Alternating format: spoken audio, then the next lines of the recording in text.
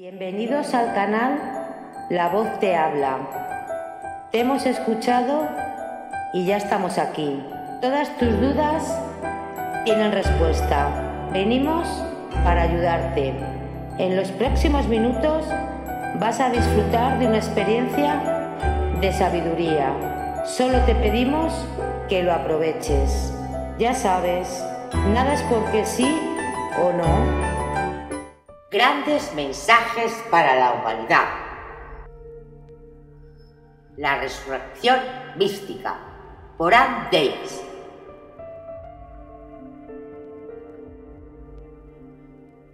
Conferencia del servicio dominical de Ann Davis, domingo de Pascua, 22 de abril de 1962.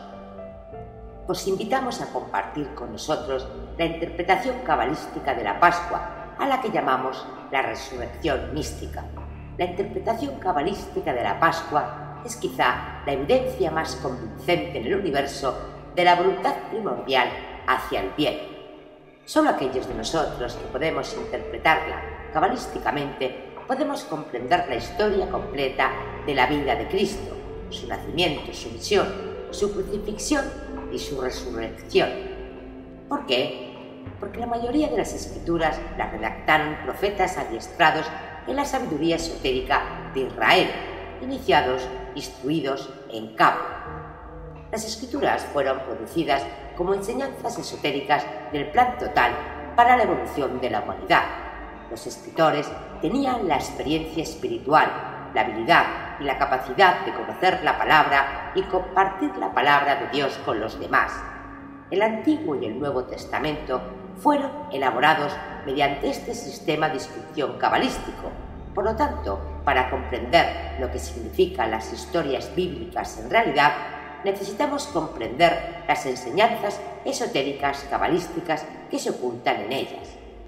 Cuando se le pregunta a un cabalista de dónde proviene la cábala, la respuesta es simple: vino de los ángeles. Algunos se ríen y otros piensan y sienten que es una buena respuesta. Sentimos que es la respuesta más adecuada que uno pueda recibir, especialmente cuando aprendemos lo que los ángeles significan. Esta mañana no trataremos este tema. Lo que vamos a investigar es el simbolismo total de la historia de Jesús, tal como se ha planteado en las fraternidades que Gotha representa. De acuerdo a la tradición, esta fraternidad ha existido desde el comienzo del mundo. La mayoría no comprende que la historia entera del nacimiento de Jesús, las penalidades, la crucifixión y la resurrección han sido practicadas en ritos de iniciación durante siglos, incluso antes de que el Jesús real naciese. Ahora hay evidencia científica al respecto. Cuando los pergaminos del Mar Muerto fueron descubiertos, muchos de nuestros materialistas gritaron: ¡ajá! Ahora tenemos la prueba de que nunca existió una persona tal como Jesús. Los pergaminos del Mar Muerto narran la historia completa de la vida de Jesús antes de que naciese. La reacción materialista ante este hecho muestra un fracaso en el entendimiento del significado verdadero de la alegoría. Los pergaminos procedían de las comunidades esenias, que eran una escuela de misterios, y como tal practicaban ritos iniciáticos que narraban la vida de Jesús. Los esenios y uno o dos fraternidades más compartían el contacto interno con niveles de conciencia superiores. Sus ritos siempre habían plasmado la evolución del ser humano, no solo en cuanto a su estado actual, sino en cuanto a su destino. El hecho de que la historia de Jesús fuese anticipada por los ritos iniciáticos de una escuela de misterios antes del proclamado nacimiento histórico de Jesús no tiene nada que ver con la existencia o no de un Jesús histórico. Los cabalistas reconocen que la consciencia crea y que las cosas primero se crean en el plano interno antes de manifestarse en el externo. Por lo tanto, podemos ver que la predicción del misterio de Jesús mediante los rituales iniciáticos resultaba de un contacto real con las fuerzas espirituales que supervisan el crecimiento y la evolución del ser humano. Conocemos casos de profecía certera. Hay mucha gente que ha alcanzado un nivel espiritual en el que es posible ver o sintonizarse con el destino del ser humano, que es la experiencia de la vida de Jesús. Su experiencia fue y es la experiencia del ser humano, y no algo diferente. Tras esta breve introducción panorámica, vayamos hacia los elementos reales de la historia de Jesús, de modo que podamos ver que no fue algo que ocurrió hace 2000 años y se detuvo. Lo que pasó entonces fue a la vez el final y el principio de un ciclo evolutivo que tiene un significado real para nosotros, especialmente durante la Semana Santa. Es importante conocer y recordar este significado. La Santa Cábala enseña que Cristo proviene de las palabras Christos. Christos en griego, el ungido, valor de gematría 1480, que es a su vez la traducción del término hebreo Mesiá, el ungido, valor de gematría 358. Véase el comentario de Ted en el libro de los signos, que también significa el Salvador.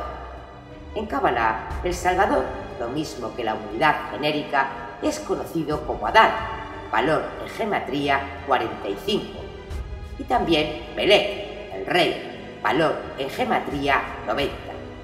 Todos estos son términos intercambiables referentes a un nivel específico de la consciencia. Indican una identidad concreta y exacta. La humanidad genérica, o Adán, es el rey que rige el reino, Malkut, valor en gematría 496. ¿Qué es el universo físico? El Salvador, el Redentor y el Cristo no son ideas separadas, son una sola. Son meramente diferentes fases que se desarrollan en la consciencia del yo. ¿Cuál es la idea esotérica oculta tras la alegoría de Adán o la humanidad genérica y la caída? Significa que el ser humano era un hijo inconsciente de Dios, que disfrutaba inconsciente de la divinidad, de la gloria, del éxtasis de la unidad. Adán, la humanidad genérica, fue expulsado del jardín del Edén para que pudiera alcanzar la unidad consciente con Dios, su filiación consciente y su consecuencia, la percepción de su dominio, de su reino. Y así el hombre ha permanecido vagando. Vosotros, como Jesús, habéis deambulado por los senderos de Galilea. El doctor Paul Foster Case define Galilea, el término griego, como el sol rodante, valor en gematría 86, derivado del hebreo Galilá, un círculo, un circuito, un anillo, valor en gematría 79, desde el momento en que empezasteis a caminar como un individuo evolucionado. Habéis llorado, esperado y desesperado porque no sabíais quién y qué erais. Ha sido necesario sobrellevar esta crucifixión para descubrir vuestra afiliación consciente con Dios, el Padre.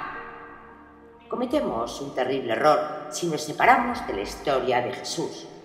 De acuerdo a la tradición esotérica, Jesús fue definitivamente el primero en conquistar la muerte. Antes, muchos otros habían logrado la unión consciente con el Padre, un cierto dominio sobre el mundo y otros elementos de la evolución. Pero Jesús fue el primero que fue capaz de conocer conscientemente quién y qué era Él. Y gracias a la profundidad de este conocimiento, fue capaz de aplicar su reinado, su regencia, lo que le hizo capaz de curar a los enfermos, resucitar a los muertos y confortar a los afligidos. ¿Cómo era capaz de hacer tales cosas? Porque al saber quién que era, supo por lo tanto que todos los demás eran parte de sí mismo. Y esto lo dijo de todas las formas que podamos imaginar. Trató de mostrarlo en prácticamente todas las historias que nos dejó. Dijo que él no era en realidad muy diferente al resto de nosotros, excepto quizá porque él sabía lo que el resto desconocíamos. Todos somos uno. Sospecho que el resto de nosotros andábamos alrededor de esa era crucial. No sé por qué, lo sospecho, lo siento intuitivamente. Al andar por todos los caminos y senderos, experimentando amor, odio, alegrías y penas, hemos profundizado en el corazón de la individualidad. Cuando este corazón, dentro de una personalidad en particular, alcanza una cierta profundidad, es posible convertirse en un centro de expresión para el Cristo. Veamos lo que queremos decir con Cristo. La tradición esotérica enseña que el Cristo es en realidad nuestro yo superior, vuestro propio yo superior. Esencialmente, ser uno con el Cristo es compartir el mismo ser. El Cristo es el niño consciente del Padre. No obstante, lo que olvidamos es que el Hijo consciente del Padre eres tú. Las criaturas por debajo del nivel de Adán no son conscientes, tienen percepción, tienen experiencia, pero no tienen autoconsciencia. La autoconsciencia es el Cristo. Vuestro sentido del yo es el Cristo. Sois una expresión de Dios. Sois su Hijo engendrado vosotros. ¿Sabéis lo que quiere decirse cuando la Biblia dice que Dios amaba tanto el mundo que le entregó a su único Hijo para que quien quiera que creyese en Él no perecería, sino que tendría la vida eterna? ¿No os suena un poco loca esa creencia en un hombre histórico que nos garantiza la vida eterna? Es una locura.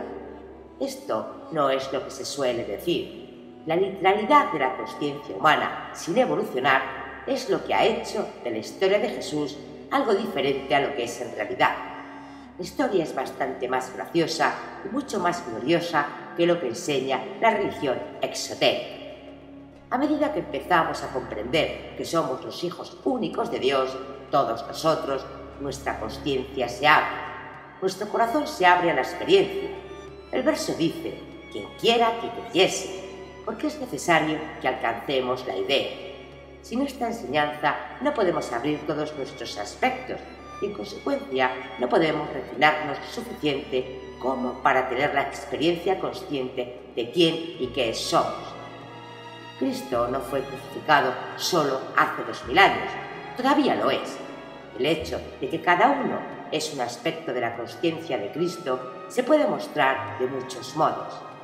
En la Biblia Jesús dice, entonces el Rey dirá, venid vosotros a quien ha bendecido mi Padre, tomad vuestra herencia, el reino preparado para vosotros desde la fundación del mundo. Porque estaba hambriento y me disteis de comer, estaba sediento y me disteis de beber, era un extraño y me acogisteis, necesitaba ropa y me la disteis, estaba enfermo y me cuidasteis, estaba en prisión y me visitasteis. Y él dijo, y el rey responderá diciéndoles, en verdad os digo, lo que le habéis hecho al más nimio de estos mis hermanos, a mí me lo habéis hecho. ¿Qué es lo que está diciendo Cristo en realidad? Cada vez que habéis tomado la mano de vuestro amigo, de vuestro hermano, de vuestra hermana, dándoles ayuda o confortándoles, habéis confortado a Cristo. Cada vez que habéis odiado a alguien, habéis odiado a Cristo. Cuando quiera que estéis en presencia de quien sea, vuestra esposa o vuestro marido, amigos o extraños, estáis en presencia de la santidad de Cristo. Habéis tenido problemas solo porque erais niños y no sabíais que estabais en la presencia de la divinidad. Cuando aprendáis cómo mirar, veréis a Cristo en los ojos de cada ser humano. La vida en vosotros es Cristo. De acuerdo a este hecho, nunca habéis muerto, aunque penséis que lo habéis hecho. Sois el Hijo engendrado del Padre. Incluso durante nuestras etapas sin evolucionar, al errar por los senderos de nuestras encarnaciones, nunca hemos muerto. Hemos dejado vehículos físicos y hemos resucitado en otros nuevos. Hemos viajado de la historia en historia, de época en época, con una vida eterna en nosotros que no puede morir. No puede morir porque siempre ha sido, es y siempre será una con el Hijo de Dios. Sois el Hijo y la hija de Dios. Por tanto, la resurrección mística es vuestra, incluso aunque no la creáis. Habéis llorado porque no sabíais. Jesús dijo, si supierais quién soy yo, nunca volveríais a llorar. Pensadlo de este modo, si supierais quién es realmente vuestro yo soy, completamente y conscientemente, si realmente supierais que habéis morado eternamente en Dios, en la consciencia eterna de Cristo, a medida que crecíais, si supierais que nada puede dañaros permanentemente, si supierais que no podéis morir porque automáticamente tenéis la vida eterna a través de todas las encarnaciones, ¿seréis capaces de volver a llorar? Esta es la historia real de la Pascua. Es la historia de vuestra vida eterna. Podemos celebrar la experiencia histórica de Jesús, el Cristo, pero se trata también de nuestra historia eterna. Podemos elevarnos hacia Jesús con el amor rebosando en nuestros corazones. Podemos y debemos hacerlo, porque Él fue el que mostró el camino en la jungla de la vida. Fue el primero en hollar el sendero de zarzas y espinas y lo hizo por nosotros. Esto es lo que significa cuando se dice en la Biblia que murió por nosotros. Nosotros también hemos muerto por Él una y otra vez y seguiremos haciéndolo hasta que dejemos de creer en la muerte y empecemos a creer en la vida eterna. La humanidad evolucionando es el Cristo crucificado. Esta es la historia real. Cuando estamos en el vientre de nuestra madre, recapitulamos toda la evolución de nuestro ser físico, desde el embrión hasta el recién nacido. Entonces, al nacer, hacemos lo mismo a nivel psicológico. Todos sabemos lo egoísta que es un bebé, pero aún así es adorable. ¿No es verdad? Lo abrazamos y lo amamos con ternura, lo confortamos, porque no esperamos que actúe como un ser maduro. Al alcanzar un cierto grado en la recapitulación, empezamos a crecer en una nueva dirección hacia nuestro destino, y es el destino de todos y cada uno. No importa lo que hayáis oído en el sentido contrario. Es el destino de toda la humanidad el alcanzar la inmortalidad consciente, es decir, el conocimiento consciente de quién y qué somos, lo que nos da el dominio consciente sobre la muerte. ¿Cómo ocurrirá? Ya ha ocurrido. La evolución se ha acelerado en progresión geométrica. Iba despacio hasta el nacimiento de Jesús, que realmente empezó este movimiento. Su logro lo hizo. Fue el primero en abrir el camino para la evolución completa del ser humano, hijo del hombre e hijo de Dios. Fue más fácil para el siguiente, aunque sufrió y padeció. Desde entonces, cada uno que lo logró le puso más fácil al siguiente el alcanzar la perfección de Cristo, la consciencia del Cristo. Aquellos que han ido antes que nosotros nos han aliviado el camino. Este es el espíritu total del sistema iniciático de nuestra fraternidad. Cualquiera que logre incluso la más mínima pizca de iluminación, la enarbola como una linterna para el resto, haciéndolo más fácil. Por esto hemos de enviar oleadas de amor al pasado, aunque en realidad no está yendo hacia allá. Derramamos este amor y esta gratitud hacia aquellos que han ido antes, pero al mismo tiempo comprendemos que hemos de tener la mentalidad que estaba en Jesús el Cristo. Lo vemos en el verdadero significado cabalístico. ¿Y qué abarca este significado? Primero, el conocimiento de la unidad de la vida. Cuánto le hayamos hecho al más ínfimo de nosotros, hermanos, se lo habremos hecho a Cristo, a todos nosotros. Esto tenéis que saberlo desde el principio. Muchos de nosotros lo sabéis en gran medida, y el conocimiento crecerá y crecerá hasta que alcance las estrellas más lejanas, y está creciendo en progresión geométrica. Esto es lo primero que hay que reconocer. Cuando reconocemos la unidad de toda la vida, entonces paramos de luchar contra el dolor y el sacrificio, tal y como hizo Jesús. Recordad que predijo su crucifixión. Él rezó: Padre, aparta esta copa de mí, pero en cualquier caso, que se haga tu voluntad. Él quería pasar por todo lo necesario para conseguir obtener el estado más grande y más glorioso, el rey y el conquistador. ¿Y sabéis qué le pasó cuando se entregó a la voluntad divina? Fue objeto de burla y la gente decía: si eres rey, ¿por qué no haces algo al respecto? Eres manso y de corazón humilde. Estaba pasando por una prueba iniciática, lo mismo que nosotros solemos hacer. Jesús sabía que él solo era un aspecto de la vida total. Era tan perceptivo de la grandiosidad, de la gloria del yo, Cristo, total, que solo podía ver a su personalidad como algo ínfimo, manso y humilde. Durante su crucifixión gritó, como nosotros hemos gritado: Padre, ¿por qué me has abandonado? ¿Cuántas veces habremos llorado y llamado a Dios preguntándole por qué nos ha olvidado? Ya sabéis, vosotros y Jesús habéis pasado por esa agonía total, esa pena completa, y por eso vosotros, lo mismo que Jesús, compartís inevitablemente la resurrección, aunque venga de formas diferentes. Puede que no lo sepáis, pero hoy en día hay muchos seres humanos que no necesitan encarnar en la consciencia otra vez. El dominio sobre la muerte les llegará en esta encarnación en particular, aunque no sea aparente para los demás. Ellos alcanzarán el espíritu de la aceptación de cualquier cosa que la voluntad divina requiera de ellos, para evolucionar hacia el punto más alto posible para ayudar y servir a la humanidad. Se nos dice en los misterios de la iniciación que un grito punzante se alza del alma del mundo. Cada uno de nosotros está tomando la cruz y siguiendo los pasos de Jesús. En el pasado hemos luchado contra la aceptación de nuestra cuota en el dolor de la evolución. No nos han hecho ningún bien, pero aún así hemos luchado contra él. Pero cuando aceptamos la ración de dolor que nos toca en nombre de Dios y de su creación, hemos alcanzado el punto de la conquista.